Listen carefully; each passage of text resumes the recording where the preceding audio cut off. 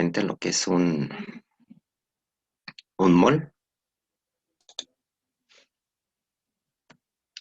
Mol lo vamos a definir como la cantidad de sustancia que contiene tantas unidades elementales, que pueden ser átomos, moléculas u otras partículas. Como átomos hay en exactamente 12 gramos del isótopo carbono 12. Ya habíamos explicado que se utilizaba como referencia el isótopo carbono 12 porque es el más abundante sobre la Tierra, el elemento más abundante sobre la Tierra. Entonces, mol lo tienen que ver como una unidad de medida de materia, pero más específica. O sea, por ejemplo, en física, también en química se utiliza como unidad de medida los gramos y los kilogramos. Pero los químicos llevaron eso a un nivel un poco más específico, a tal grado que podían ustedes o pueden ustedes saber cuántos átomos, cuántas moléculas o cuántas partículas hay en una determinada cantidad de materia. Eso es el mol. Para esto, hicimos la relación, si recuerdan, de mol con número de Avogadro. Entonces, quedamos que en un mol siempre vamos a tener 6.022 por 10 a la 23 partículas elementales o unidades elementales, que pueden ser átomos, moléculas u otras partículas. Entonces, sin importar la sustancia, siempre en un mol de esta sustancia vamos a tener 6.022 por 10 a la 23 átomos, moléculas, o en este caso serían iones. Ok, entonces, por ejemplo, si queremos calcular el número de átomos de azufre que hay en un mol de este mismo elemento, pues solamente hacemos la relación. En un mol de azufre hay 6.022 por 10 a la 23 átomos. Si queremos calcular el número de átomos que hay en 3.5 mol de plata, bueno, aquí ya cambia el asunto, porque pues nosotros no sabemos cuántos átomos va a haber en 3.5 mol de plata, pero lo que siempre vamos a saber es cuánta cantidad de átomos o que la cantidad de átomos que vamos a tener en un mol. Y en este caso es, en un mol de plata vamos a tener 6.022 por 10 a la 23 átomos. Esto siempre se va a resolver con una regla de 3, que en este caso es 3.5. Esta regla de 3, vamos a acomodar siempre el mol con mol y la cantidad de átomos que queremos calcular, bueno, pues debajo de la cantidad de átomos, así es como se hacen las reglas de 3. Siempre se multiplica de forma cruzada, que en este caso lo único que tenemos que hacer es multiplicar 3.5 por el número de Avogadro. Y aquí solamente vamos a tomar el 6.022. Vamos a multiplicar por 3.5 y nos va a dar este número.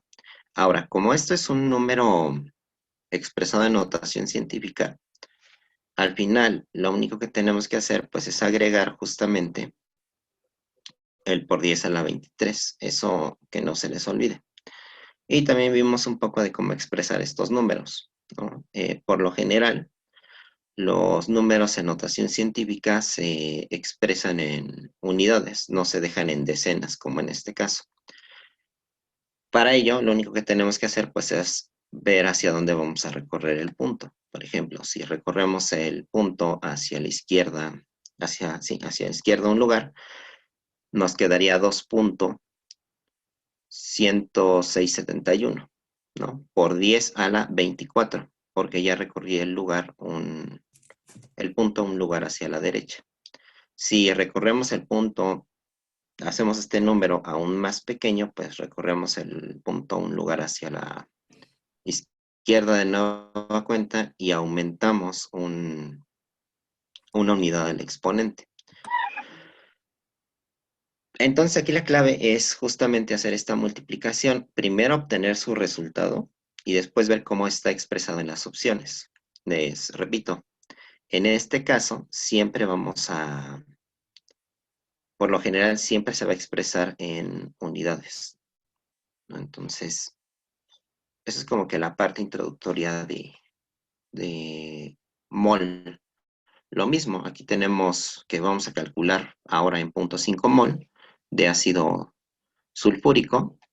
No sabemos cuánto tenemos en 0.5 mol, pero sí sé que en un mol de ácido sulfúrico voy a tener 6.022 por 10 a la 23 moléculas. Entonces, de nueva cuenta, tomamos el 0.5, lo multiplicamos por el 6.022 y tenemos este número, 3.011. Ahora, aquí ya está en unidades, entonces realmente aquí no tendríamos que desplazar el punto hacia ningún lugar. No, nos quedaría 3.011 por 10 a la 23 moléculas. Y en el caso de este ejemplo de acá, que estamos calculando iones, recuerden que un ion va a tener una carga neta, ya sea positiva o negativa, así es como identifico un ion. Pero el mismo problema les va a decir qué es lo que tienen que calcular, ¿no? De nuevo, aquí tomamos el 6.022, lo multiplicamos por el punto 017, nos da este número, 1.002, y lo expresamos en notación científica, que básicamente lo único que tendremos que hacer es agregar la parte exponencial que quitamos. Ahora, masa molar, no, esto ya lo saben, vámonos directamente a mol. Entonces, bueno, para calcular el número de mol, tienen que utilizar esta fórmula, ¿sí? Esta fórmula siempre se tiene que utilizar. Jonathan, ¿puedes dejar de estar escribiendo en la presentación? Ponle borrar a los rayones que hiciste, por favor. Bueno, entonces esta fórmula lo que hace es expresar los gramos en términos de mol. Para eso necesitamos saber cómo calcular la masa molecular de mi sustancia. Entonces, en este caso, vamos a aplicar la fórmula. Aquí en la fórmula desglosada nos dice que el número de mol va a estar representada por la letra N. La masa en gramos siempre va a ir en gramos de la sustancia, va a estar representada por la letra G. Y la masa molecular de la sustancia va a estar representada por estas letras mayúsculas. Entonces, gramos entre la masa molecular me va a dar el número de mol. Ejemplo, ¿cuántos mol hay en 930 gramos de este es el bicarbonato de sodio? Ok, primero hay que calcular la masa molecular del bicarbonato de sodio, porque es uno de los datos que me está pidiendo la fórmula. Puede que les den la masa molecular o bien puede que les den la fórmula. Cualquiera de esos dos datos forzosamente tienen que dárselos en el problema, no nos pueden poner a calcular el número de mol de una sustancia solamente. Así que digan, ¿cuántos mol hay en 930 gramos de sustancia? Pues no, porque necesitan saber específicamente de qué sustancia están hablando. Para calcular la masa molecular es saber la fórmula del compuesto, que esto también se las tienen que proporcionar, ¿no? Entonces, tenemos un átomo de sodio, un átomo de hidrógeno, un átomo de carbono y 3 átomos de oxígeno. Y esto lo vamos a multiplicar por el número de masa de cada uno de los elementos. Por ejemplo, la masa atómica del sodio es 23, la del hidrógeno es 1 y la del carbono es 12. La del oxígeno sería 16. Entonces multiplicamos por el número de átomos que tenemos en nuestra fórmula y finalmente sumamos. Entonces así obtenemos que la masa molecular del bicarbonato de sodio es de 84 gramos sobre mol. Miren, ahora, en estos dos ejemplos me piden básicamente casi lo mismo, ¿no? Calcular el número de mol. Entonces aquí dicen cuántos mol hay en 397 gramos de potasio. Aquí pues no se tiene que hacer gran cosa, no hay que Para saber la masa molecular del potasio no tenemos que hacer más que ir a la tabla periódica y representar la masa atómica en términos de masa molar, que en este caso sería gramos sobre mol. La masa atómica del potasio es 39, por lo tanto aquí sería 39 gramos sobre mol. Y entonces de nueva cuenta, como la sustancia aquí me la están dando en gramos, ¿no? Entonces lo único que hay que hacer es dividir 397 gramos entre 39 gramos sobre mol y esto me va a dar 10,18 mol. Aquí sí no pueden, bueno, no se puede redondear y tampoco expresar en notación científica como lo hicimos con el número de Avogadro, ¿no? Siempre les va a dar un número así exacto. Luego, en el ejemplo 3 tenemos el azufre, es un elemento no metálico, su presencia en el carbón produce el fenómeno de lluvia ácida. ¿Cuántos átomos hay en 16,3 gramos de azufre? Este problema implica tanto número de Avogadro como número de mol. Entonces, aquí tenemos una cantidad en gramos y lo que tenemos que hacer es pasarlo a mol para de ahí relacionarlo con el número de Avogadro, ¿no? Entonces, primero calculamos el número de mol. Sabemos que el azufre es un elemento, nos vamos a la tabla periódica, expresamos su número de masa atómica en unidades de masa molar. Hacemos la división de la materia que me está dando aquí, que es 16,3 gramos, entre los 32 gramos sobre mol, y esto va a ser igual a 0,51 mol. Luego, relacionamos justamente este mol con el número de Avogadro. Yo no sé cuántos átomos vamos a tener en 0,5 mol, pero sí sé que en un mol de azufre vamos a tener 6,022 por 10 a la 23 átomos. Y pues lo único que tenemos que hacer es multiplicar 0,51 por 6,022 y nos da el resultado. Este tipo de problemas son un poquito más avanzados. Estos ya son como para universidad, pero para que vean que se puede hacer cualquier tipo de cálculo que les pongan si tienen los conocimientos necesarios.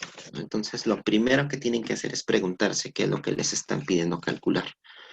No todo se hace mecánicamente. Entonces, lean bien su problema y apliquen las fórmulas y los procedimientos que ya hemos venido revisando.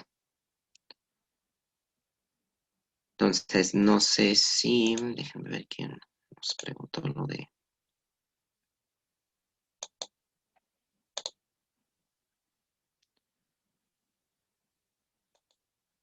mol, compañero que preguntaste, lo de mol, ¿ya te quedó claro? Sí, sí, sí. De hecho, ya Sí, me quedó claro. Estoy revisando mis anotaciones y ya quedó. Gracias. ok. Sí, es lo que necesitan hacer también, estudiar, ¿no? Entonces estudien las notas. Realmente no es complicado, ¿no? Recuerden que mol lo único que les va a pedir es, digamos, es como una especie de conversión de unidades, ¿no? Tienen que convertir los gramos hacia mol. Nada más que aquí no se hace con la típica regla de tres, sino que tienen que aplicar justamente la fórmula de gramos sobre masa molecular para obtener la unidad de mol. Ok.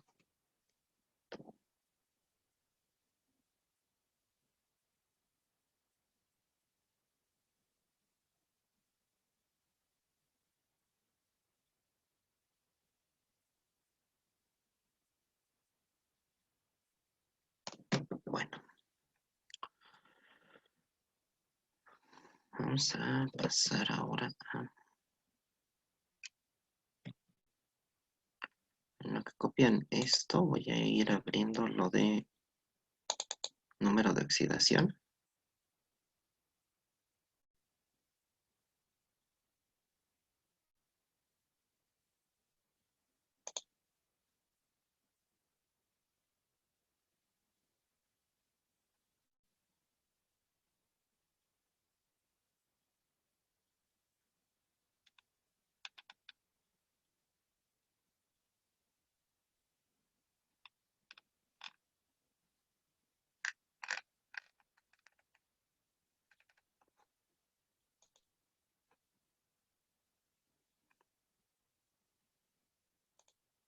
Ya terminaron.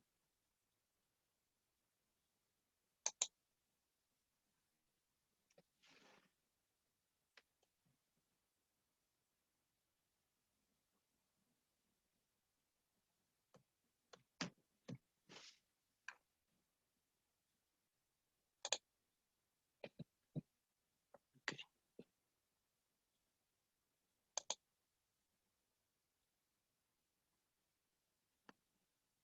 bueno, entonces ahora vamos con lo de oxidación en un compuesto.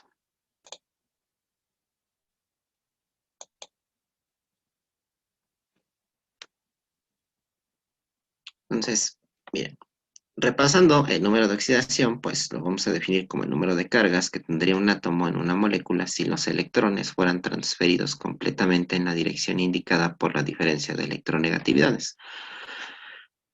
En otras palabras, el número de oxidación va a ser el número de electrones que puede donar si tenemos un número positivo o que le faltan si tienes un número negativo para completar la regla del octeto, ¿no? Eso es el famoso número de oxidación. Entonces, este cuadro ya se nos había pasado, hicimos una relación entre los electrones de valencia con el dichoso número de oxidación y las familias más representativas de la tabla periódica, que en este caso son los grupos A. Y entonces hicimos énfasis en la familia número 8, que todos los elementos, exceptuando el helio, van a tener 8 electrones en su última capa y por lo tanto su número de oxidación va a ser 0. Esto partía precisamente de lo de el número de lo de la regla del octeto. Todos los átomos tienden a rodearse de 8 electrones en su último orbital, en su último nivel de energía. Y eso explicaba también por qué los gases nobles se les dice también gases inertes, porque es muy difícil que se combinen con otros elementos, dado que no les falta ningún electrón, ni tampoco les sobra. Entonces eso les da una gran estabilidad. Ahora, aquí en esta tabla tenemos representados los números de oxidación, exceptuando estos de acá, los de la familia 8A. Pero si se dan cuenta, hay algunos elementos tienen más de un número de oxidación, ¿no? Entonces, eso dificulta la tarea de relacionar justamente directamente los números de oxidación con las familias. En los casos de las dos primeras familias, la 1A y la 2A, su número de oxidación no va a variar, ¿no? Siempre va a ser 1 para la familia 1A y 2 para la familia 2A. Pero en el caso de la familia 3A y siguientes, pues, por ejemplo, aquí el cloro que pertenece a la 7A, su número de oxidación, el que más utiliza es -1, porque tiene 7 electrones en su último nivel de energía. Pero también puede manejar otros números de oxidación, como es el +1, el +3, el +5, el +7. Lo mismo va a pasar con el boro, lo mismo va a pasar con el yodo, ¿sí? Por ejemplo, aquí el manganeso, pues tiene también varios, ¿no? +2, +3, +4, +6, +7. Entonces, se puede calcular a partir de la fórmula el número de oxidación que tenemos que está utilizando cuando forma un determinado compuesto, porque obviamente dependiendo del compuesto, pues va a ser el número de oxidación que vamos a tener. Bueno, esto es lo de ion, pero sí. Esta es una tabla de los principales iones que hay en la química. Eh, Les había dicho que un ion iba a tener una carga neta positiva o negativa, entonces aquí tenemos cationes cuando tienen carga positiva, aniones cuando tienen carga negativa, y esto es porque cuando se está formando un enlace de tipo covalente coordinado, por ejemplo, como es en el caso de el ion fosforoso, ¿no? Por ejemplo, el fósforo no puede donar más allá de un determinado número de electrones. Entonces, cuando aún así hacen falta electrones, la carga total de la molécula pues vendría siendo la carga neta. Miren, esta sería la representación. Estas son las estructuras de Lewis de algunos de los iones. Por ejemplo, del sodio, pues tiene +1, entonces vamos a relacionarlo directamente con el número de electrones que tiene en su último orbital, ¿no? Que eso es lo que nos está diciendo que expresemos en puntos o en asteriscos las estructuras de Lewis. Lo mismo sucede con el hidrógeno. Con el magnesio, pues también, ¿no? Si tiene un número de oxidación de +2, entonces vamos a tener 2 electrones. Aquí tenemos el cobre, +2, 2 electrones. Aluminio, +3, 3 electrones. Ahora, ¿qué es lo que sucede con el flúor, el cloro, el oxígeno y el azufre? ¿Por qué si tienen 7 electrones en su último nivel de energía, por qué su número de oxidación es -1? Pues justamente, regla del octeto. Si tenemos 7 para 8, pues me falta 1, entonces se representa con un -1. Si aquí tenemos también 7 para el cloro, para 8, pues me falta 1, pues es -1. En el caso del oxígeno y del azufre, ambos pertenecen a la familia 6A. Entonces van a tener 6 electrones en su último nivel de energía. Para 8, pues me van a faltar 2. ¿Sí? Eso sería el número de oxidación en cuanto a los elementos. Es otra tabla. Pero para saber el número de oxidación de un elemento formando un determinado compuesto, pues lo primero que tenemos que determinar es si está formando un ion o no. En este caso tenemos el ion sulfato con fórmula SO4 y una carga de -2. Esto es un ion. Entonces, el azufre tiene 3, bueno, podríamos decir que 4 números de oxidación, +2, +4, +6, pero también puede ser -2.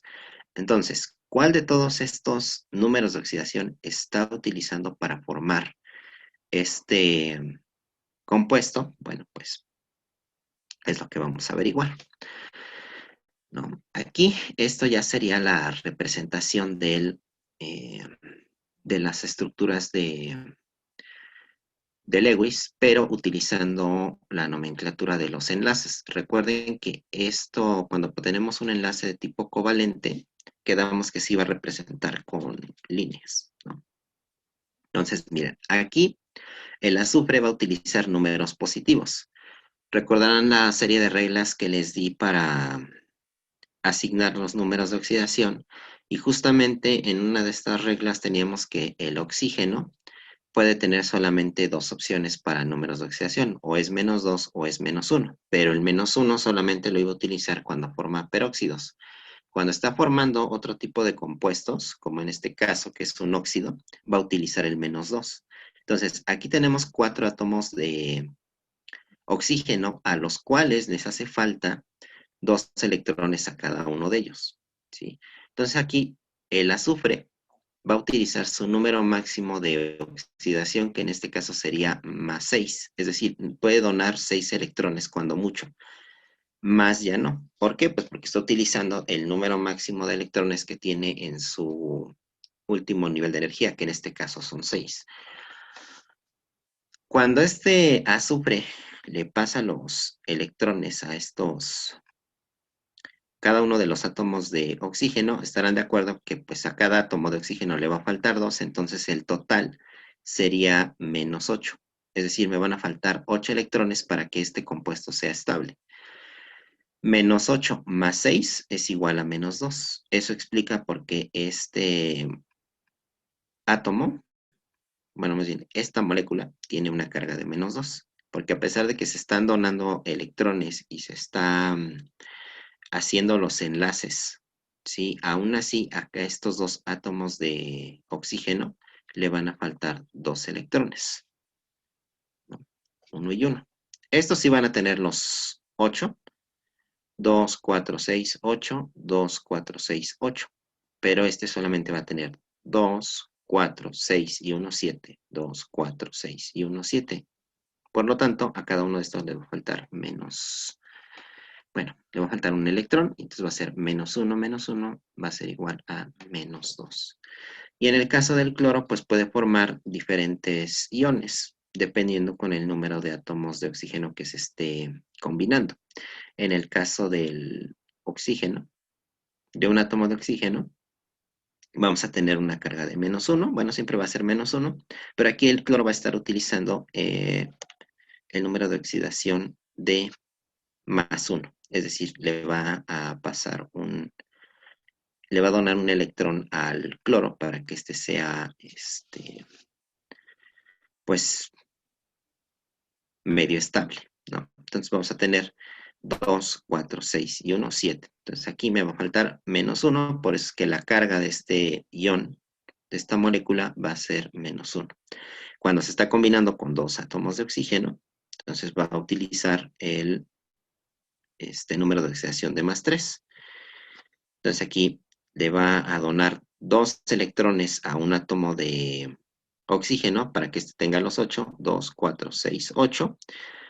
Y como solamente le va a quedar un electrón, porque aquí ya está utilizando 2 y aquí está utilizando su número de oxidación de +3, pues le va a pasar un electrón al átomo de oxígeno restante para tener 7, 2, 4, 6, 7.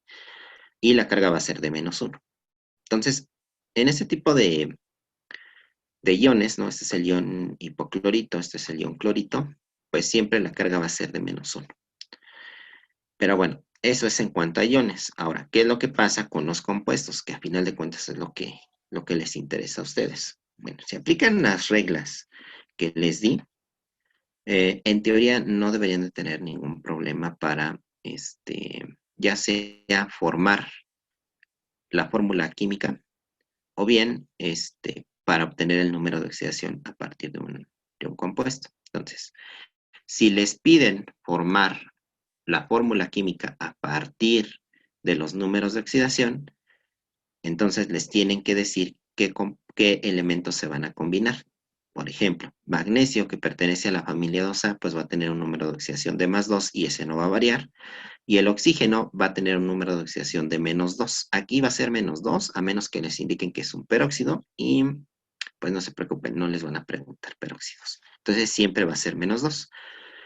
Entonces lo que hacemos es tomar los números de oxidación y bajarlos como subíndices para saber cuántos átomos vamos a tener que, bueno, sí, cuántos átomos de cada elemento van a estar interactuando.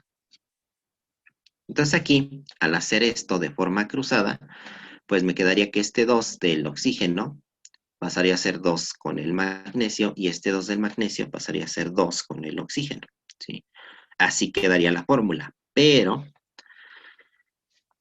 aquí tienen que fijarse si estos números son divisibles, ya sea entre 2, entre 3, entre 4. Entonces, estos dos números son divisibles, tienen un común divisor que sería el 2. Entonces, si dividimos 2 entre 2 me da 1 para cada uno. Y entonces la fórmula correcta sería esta. ¿Por qué? Porque recuerden que en química, al igual que en matemáticas, todo se tiene que simplificar. Esa es una de las razones. Y la segunda es que si ustedes tratan de armar este compuesto con estructuras de Lewis utilizando 2 átomos de magnesio y 2 átomos de oxígeno, no la van a poder armar. Va a ser imposible. ¿Sí? ¿Por qué? Bueno, pues porque tiene que ver con los números de oxidación. Ahora, si aquí me están diciendo que al oxígeno le faltan 2 electrones y que a este puede donar 2, pues no es necesario tener más de un átomo de cada uno de estos para poder formar el compuesto. Cuando son, bueno, en resumen, cuando tengan el mismo número de oxidación, sea 3, sea 1, sea 4, en ambos elementos, entonces no van a hacer esto de cruzar, simplemente van a pasar directamente la fórmula y lo van a representar en símbolos, con su símbolo químico, es decir, para que digan que tienen un átomo de cada uno de los elementos. ¿Sí? ¿Por qué? Bueno, porque pueden hacer este paso para no confundirse, pero a final de cuentas siempre van a tener que dividir entre el común divisor. Cuando vean números de oxidación diferentes, entonces sí se bajan de forma cruzada, como el aluminio y el oxígeno, y entonces este sí lo dejarían representado de esta forma, ¿no? El aluminio va a tener un subíndice de 2 y el oxígeno va a tener un subíndice de 3. Esta fórmula se queda así. aquí ya no tenemos un común divisor, ¿no? 2, porque acuérdense que tienen que dar números enteros. Entonces, 2 entre 3 no me da un número entero. Y 3 entre 2 tampoco me da un número entero. Entonces, estos no tienen un común divisor. En el caso de el plomo y el oxígeno, no son números de oxidación iguales. Entonces, lo que hacemos es lo mismo, bajamos de forma cruzada. Lo expresamos en términos de subíndices, los números de oxidación. Aquí, si se dan cuenta, ya no tenemos el signo. Pero 2 y 4 sí tienen un común divisor, que en este caso es 2. Entonces, la fórmula correcta sería PbO2. ¿Sí? Lo mismo, si ustedes tratan de armar, aquí tienen 2 átomos de plomo con 4 electrones, y aquí tienen 4 átomos de oxígeno que les faltan 2 electrones. Entonces, si ustedes tratan de armar la estructura de Lewis, tampoco les va a dar, ¿no? Entonces, eso sí lo tienen que recordar. Esto también ya se los había explicado, que si querían armar la fórmula a partir del número de oxidación, tienen que hacer esto cuando tengan un común divisor. Ahora vamos con el caso contrario. ¿Cómo calcular el número de oxidación a partir de la fórmula? Entonces, por ejemplo, aquí tenemos el KCl, que es el cloruro de potasio, es una sal. Tenemos un átomo de cada uno de los elementos. Y entonces, lo que tenemos que hacer ahora es hacer lo inverso a lo que hicimos en la diapositiva anterior. Es decir, en lugar de ponerlos como subíndices, los vamos a expresar como superíndices, ¿no? Y ya obtenemos el número de oxidación, ¿no? Por lo general, los elementos que se encuentran en la parte media de una fórmula o hacia la izquierda van a tener un número de oxidación positivo, y los que se encuentran hacia la izquierda van a tener un número de oxidación negativo. Recuerden que si un compuesto existe, porque esta sal existe, y no tiene una carga neta, entonces la suma de cada uno de los números de oxidación debe de ser igual a 0,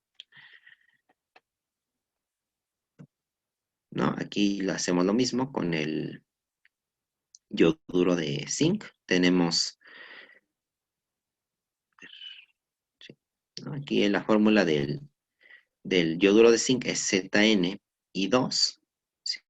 Esta es la fórmula. Entonces aquí tenemos un átomo de zinc y 2 átomos de yodo. Y de nueva cuenta los subimos de forma cruzada, así. Y estos serían los números de oxidación. Calcular el número de oxidación en compuestos bivalentes, es decir, que tienen solamente 2 elementos, es realmente fácil, porque se hace esto, ¿no?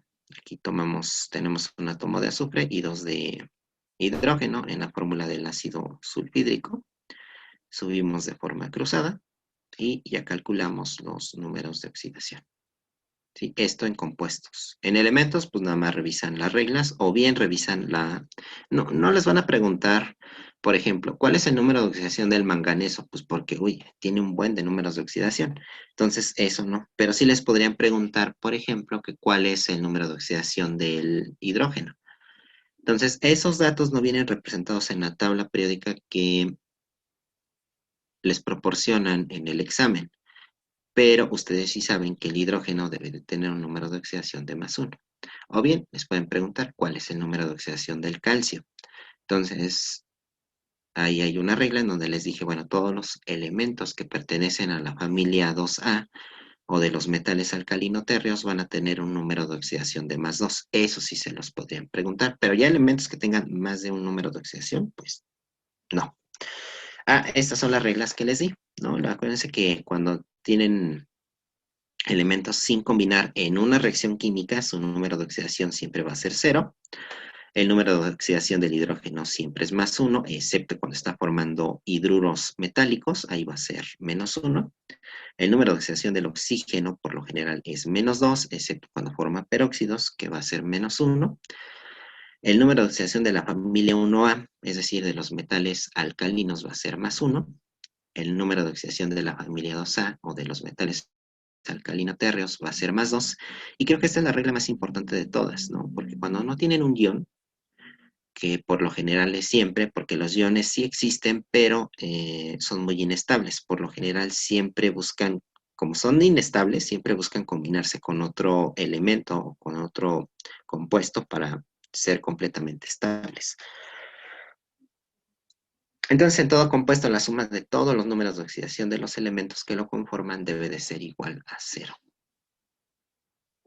Y esto nos lleva a los elementos que tienen, a los compuestos, perdón, que están conformados por mínimo 3 elementos, ¿no?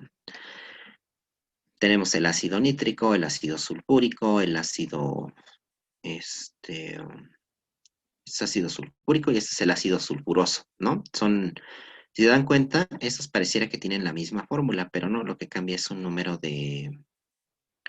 átomo de oxígeno en cada uno de ellos, por eso tienen diferentes nombres. Entonces, vamos a calcular el número de oxidación para cada uno de estos elementos en el ácido nítrico. Entonces, aplicamos las reglas. El número de oxidación del hidrógeno siempre va a ser más 1, el número de oxidación del oxígeno siempre va a ser menos 2. Como el nitrógeno tiene varios números de oxidación, y para saber cuál es el que está utilizando específicamente en este compuesto, pues lo que hacemos es multiplicar el número de oxidación por el número de átomos que tenemos del elemento. Entonces, en este caso, si tenemos un átomo de hidrógeno, lo multiplicamos por su número de oxidación, y esto me va a dar más 1. Luego, tenemos número de oxidación del oxígeno, esto no es un peróxido, va a ser menos 2, lo multiplicamos por 3 y me da menos 6. Ahora, más 1 menos 6 es igual a menos 5, es decir, me faltan 5 electrones para que esto sea igual a 0. ¿Quién me los va a dar? Pues el nitrógeno. Como solamente tengo un átomo de nitrógeno, pues le ponemos el más 5, y al multiplicar sería más 1 por 1, más 1, más 5 por 1, más 5, menos 2 por 3, menos 6, más 1, más 5, menos 6 es igual a 0. Ahora vamos con estos dos. Primero, el ácido sulfúrico. De nueva cuenta, aquí tengo 2 átomos de hidrógeno, un átomo de azufre y 4 átomos de oxígeno. El azufre también tiene varios números de oxidación. Ya lo habíamos visto, más menos 2, más 3 y más 6. Entonces vamos a ver cuál es el que está utilizando aquí. Hidrógeno más 1. Esto no es un hidruro metálico. Ya les había dicho cuáles eran los hidruros metálicos. Entonces, de nueva cuenta, ¿no? Aquí multiplicamos más 1 por 2, más 2, y menos 2 por 4, menos 8. Entonces aquí me harían falta 6 electrones. Como solamente tengo un átomo de azufre, este me va a dar el número de oxidación que me está faltando. Entonces, a la hora de multiplicar, sería más 1 por 2, más 2, más 6 por 1, más 6, y menos 2 por 4, menos 8. Más 2 más 6 menos 8 es igual a 0. No se confundan, no siempre va a utilizar el número de oxidación de más 6. Miren, aquí, de nueva cuenta, colocamos los números de oxidación, más 1 y menos 2. Casi siempre van a conocer los números de oxidación de los elementos que se encuentran hacia las laterales, ¿no? Ya sea que sea un elemento de la familia 1A o 2A, ya sea que sea el oxígeno, ¿sí? O por lo general siempre va a ser oxígeno. Bueno, entonces vamos a multiplicar más 1 por 2 más 2, y menos 2 por 3 va a ser menos 6, ¿no? Y aquí sería más 2 menos 6 menos 4. Entonces aquí el número de oxidación del azufre va a ser más 4. ¿Sí? A pesar de que son compuestos muy diferentes, está utilizando números de oxidación diferentes. ¿Sí? Se parecen mucho estos. Solamente hay un átomo de oxígeno de diferencia. Bueno, es más 1 por 2 más 2, más 4 por 1 más 4, y menos 2 por 3 menos 6. Y la suma de todos estos números de oxidación me va a dar 0. Y bueno, justamente cuando los compuestos alcanzan esta estabilidad, si se dan cuenta, su número de oxidación es igual al de un gas noble. Por lo tanto, se dice que cada uno de estos elementos, al formar los compuestos, van a adquirir una configuración semejante a la de un gas noble y por lo tanto van a ser estables. En química todo es estabilidad. Sí. Bueno, quien preguntó acerca de números de oxidación, ¿tiene alguna duda?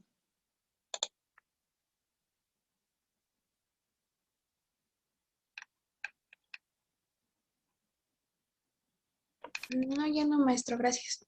Ok. ¿Alguna otra duda que tengan con los temas que hemos revisado? Tenemos un poco de tiempo.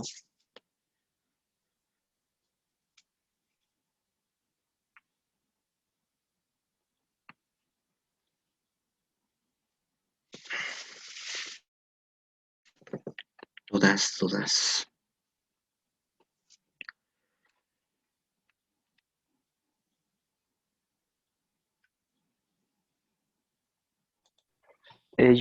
Profe, ¿podía repetir el tema de estequiometría, por favor? Claro. Sí. Denme un segundo. Ahorita lo repetimos. Balanceo de ecuaciones, ¿no? Por tanteo. Miren, por último, si les ponen, lo más difícil que les pueden preguntar aquí, ¿no? En este caso sería los números de oxidación, ¿no? En una reacción química, no tan compleja como esta, pero sí les podrían poner algo simple. Aquí lo único que tienen que hacer es recordar todas las reglas, pero si se dan cuenta, aquí en este elemento no se encuentra combinado, ¿no? Así tengan un O2 o un H2, sigue siendo un elemento, entonces no va a estar combinado. Por lo tanto, el número de oxidación va a ser cero, que es este de aquí, ¿no? Que no se les olvide eso. Esa es la primera regla que les di. Entonces, eso solamente aplica para cuando les pidan calcular números de oxidación, pero que tengan una reacción química. Pues sería un ejemplo de cuando los elementos se encuentran sin combinar, entonces su número de oxidación va a ser igual a cero. Pero solamente es en reacciones químicas. Ok, vamos con... Eso fue balanceo por redox.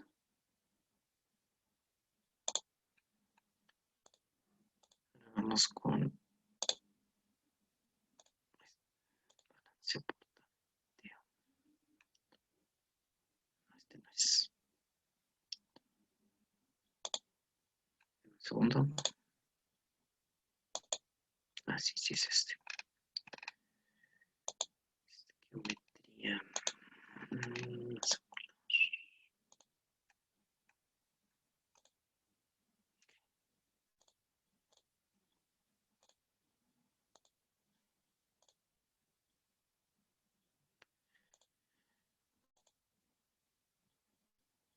Bueno, entonces la estequiometría en la química es un estudio cuantitativo de los reactivos y productos en una reacción química.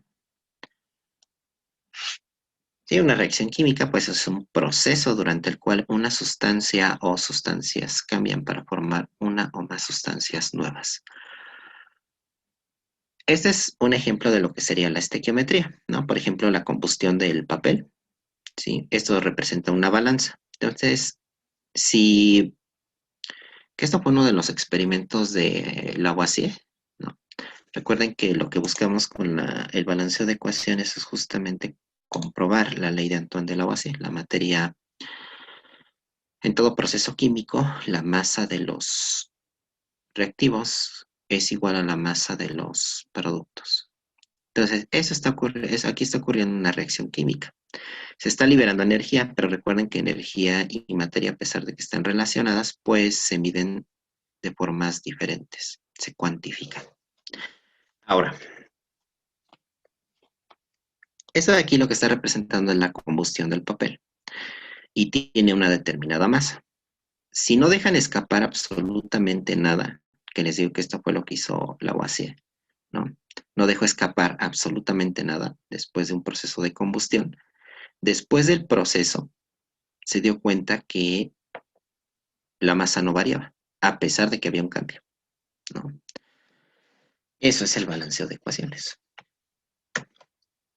Entonces, pues ya saben, ¿no? En una reacción química vamos a tener la flecha, que es lo que nos va a determinar el límite entre reactivos y productos. Entonces, en este caso, aquí tenemos esta reacción química de la formación del dióxido de carbono a partir de oxígeno y monóxido de carbono. Entonces, estos serían mis reactivos, porque se encuentran antes de la flecha que me indica se produce. Y lo que se encuentra después de la flecha, pues van a ser los productos. Esto sí es importante porque justamente esa es la base del balanceo de ecuaciones por tanteo. Ahora, estos números que tenemos aquí, que se llaman coeficientes estequiométricos, a final de cuentas son los que tenemos que encontrar nosotros con esta comparación entre reactivos y productos para dar con el número de mol que están reaccionando con el número de mol que se están produciendo, ¿sí? Entonces, miren, aquí tenemos también, ¿qué otros datos nos puede dar la ecuación química? Pues estas letras que están en amarillo, que me puede dar el estado de agregación de mi sustancia, ¿no? En este caso, ambas son gaseosos, tienen un estado gaseoso, y el resultado final de mi producto pues va a ser un gas. Bueno, eso ya más o menos lo saben. Aquí están varios ejemplos de reacciones químicas. Tenemos de síntesis, de descomposición, ¿no? La de síntesis es cuando tenemos dos sustancias, dos o más sustancias, reaccionan entre sí y se forma una nueva, ¿no? Como en el caso de el ácido clorhídrico. Aquí están reaccionando dos átomos de hidrógeno y dos átomos de cloro. Hidrógeno y cloro, y se forma el ácido clorhídrico. En la de descomposición, bueno, pues tenemos una sustancia y la separamos en sustancias nuevas. Por ejemplo, el peróxido de hidrógeno. Este es el peróxido de hidrógeno cuando está como de color café. Y justamente después de una reacción, ¿no? Vean cómo va cambiando de color. Eso es porque al final iba saliendo un vapor. El vapor que está saliendo es el gas, más bien, es el oxígeno que se está desprendiendo y el cambio de coloración me indica que se está formando agua. Entonces, esto es lo que pasa. Aquí tenemos este es el peróxido y agua, ¿no? Entonces está rompiendo la molécula. Por eso se le llama de descomposición. Luego también tenemos las reacciones de sustitución simple y las reacciones de sustitución doble. Sustitución simple es cuando tenemos una sustancia, ¿sí? Aquí en el caso del hierro, que va a sustituir al átomo de cobre. Esa es una reacción de sustitución simple o de desplazamiento simple, ¿no? Porque está quitando a uno de las sustancias que tenemos aquí, que en este caso es el cobre. Luego, en la sustitución doble, esto vendría siendo como un cambio de parejas, ¿no? Aquí, miren, ¿sí? La plata y el potasio van a intercambiar los iones y se forman sustancias completamente nuevas. Estos son los tipos de reacciones químicas que tenemos. Ok, balanceo de ecuaciones por el método de tanteo. ¿Cuál es el objetivo de balancear ecuaciones químicas? Y este es Antoine de Lavoisier, ¿no? Entonces, el objetivo de balancear ecuaciones químicas, como les había dicho, es justamente comprobar la ley de la conservación de las masas, o ley de la conservación de la materia, o ley de Lavoisier, que es una de las leyes ponderales en química, leyes ponderales de la materia. Entonces tenemos hidrógeno gaseoso, cloro gaseoso, que van a reaccionar y van a formar el ácido clorhídrico en estado líquido, ¿sí? Aquí tenemos las masas de nuestros reactivos, que en este caso es 4.032 gramos para el hidrógeno y 141.812 gramos para el cloro. Entonces, cuando estos se combinan para formar una sustancia nueva, la masa es la misma. Si ustedes suman aquí del lado de los reactivos 4.032 más 141.812, el resultado va a ser 145.84. Y esta es la famosa ley de Lavoisier, ¿no? En toda reacción química, la masa total de los reactivos es igual a la masa total de los productos. Para eso se balancean las ecuaciones químicas. Y bueno, ya les había dicho que también en química analítica es muy importante porque, sobre todo en la producción de sustancias, de medicamentos, se tiene que saber qué cantidad de reactivos necesitan utilizar para producir una determinada cantidad de productos.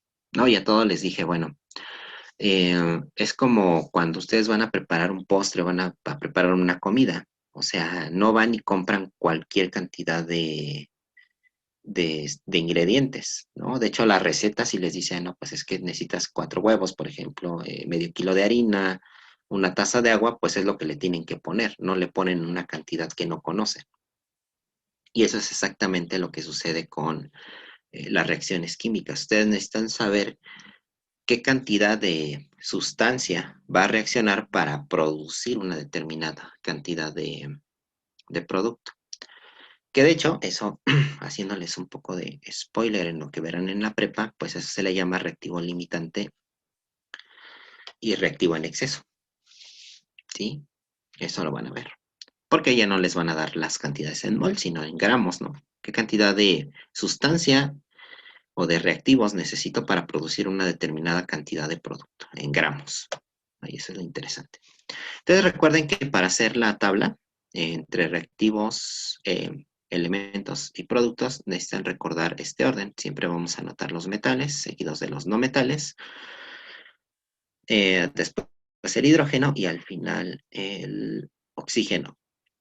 Por ahí me hicieron alguna vez una pregunta muy interesante que decía alguno de ustedes que me dijo, bueno, ¿y qué pasa con los metaloides? Bueno, recuerden que los metaloides se encuentran entre los metales y los no metales. Entonces, teóricamente, si se encuentran con un metaloide en una reacción química y la quieren balancear, pues sería metales, metaloides, después los no metales, al final el hidrógeno y el oxígeno. Entonces aquí en esta reacción química, para poderla balancear, pues primero tengo que identificar qué elementos son los que están participando en mi reacción química. Basta con revisar ya sea del lado de los productos o del lado de los reactivos para saber cuáles son los elementos participantes. No es necesario que lo corroboren en ambos lados porque van a tener exactamente lo mismo. Por ejemplo, miren, aquí tenemos el zinc, el hidrógeno y el cloro del lado de los reactivos y del lado de los productos pues tenemos zinc, cloro, hidrógeno. ¿No? Son exactamente los mismos elementos. Aquí no vamos a encontrar transmutaciones, ¿no?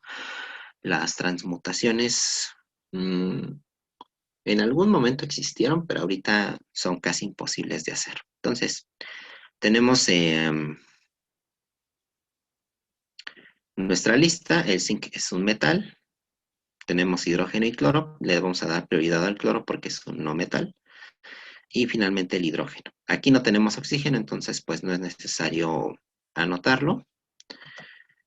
Y contamos el número de átomos que tenemos del lado de los reactivos y del lado de los productos. Esta tabla me va a permitir hacer justamente una comparación entre el número de átomos. Para que las masas sean iguales, tanto en reactivos como en productos, tenemos que anotar los coeficientes estequiométricos. Los coeficientes estequiométricos se van a ir anotando en función de lo que me diga esta tabla y del orden. Entonces, miren, aquí tenemos que el zinc, del lado de los reactivos tenemos solamente un átomo, del lado de los productos también tengo solamente un átomo, átomos de cloro tengo uno del lado de los reactivos y dos del lado de los productos. Átomos de hidrógeno tengo uno del lado de los reactivos y dos del lado de los productos. Ahora, ¿cuáles se encuentran en balance? Pues solamente el zinc. ¿Por qué? Pues porque tenemos un átomo y un átomo. Entonces, a este ya no es necesario anotar coeficientes estequiométricos.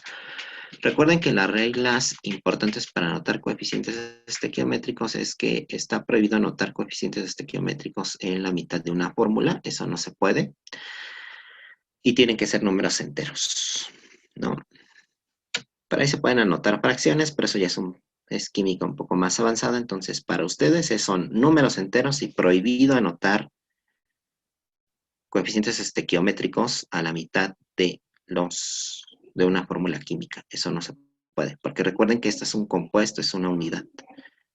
¿No? El ácido clorhídrico, eh,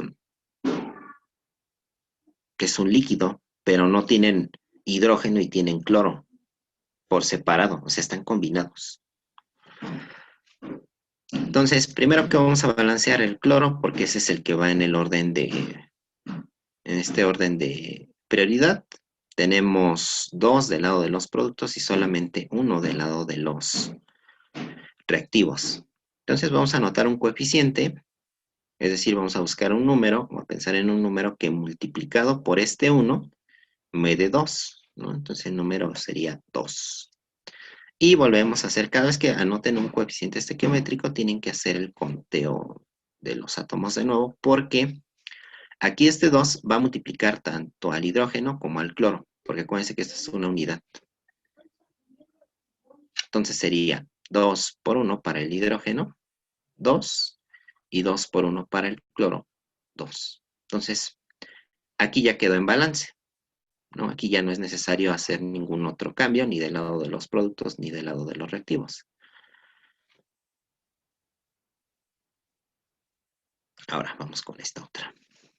Aquí me dice que es el ácido clorhídrico va a reaccionar con el hidróxido de calcio para producir cloruro de calcio y agua.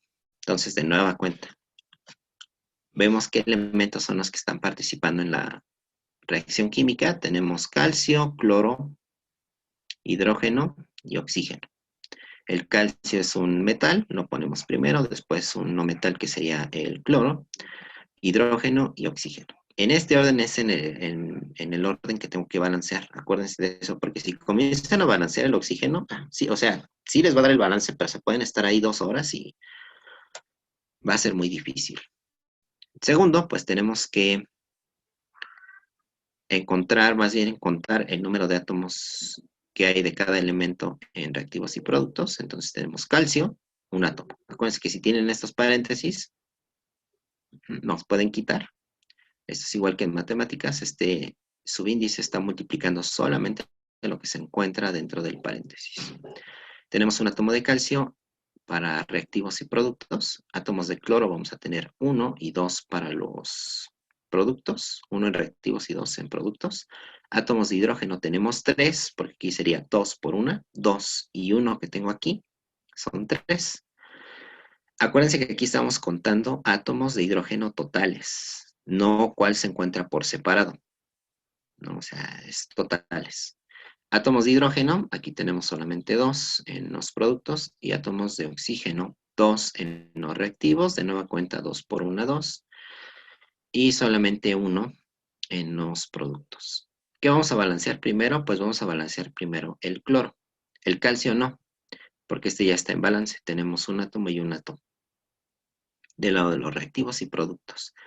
Cuando sea ese el caso, vamos a procurar ya no mover los coeficientes estequiométricos que se encuentran en o sea, los compuestos que tengan calcio. Vamos a tratar de ya no mover estos coeficientes estequiométricos. Sí se puede, pero vamos a evitarlo para no complicarnos el balanceo. Entonces, vamos a buscar un número que multiplicado por 1 me dé 2 para el cloro. En este caso, como el compuesto que tiene cloro solamente es este de acá, aquí es a donde voy a anotar el coeficiente estequiométrico.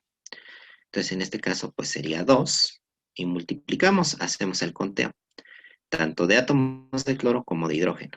2 por 1, 2 para el cloro, y ya tendríamos 4 para los átomos de hidrógeno. 2 por 1, 2, y 2 que tenía aquí son 4. Ahora, ¿qué vamos a balancear? Pues vamos a balancear el hidrógeno. ¿De dónde? Ahora va a ser del lado de los productos, porque es a donde me faltan átomos.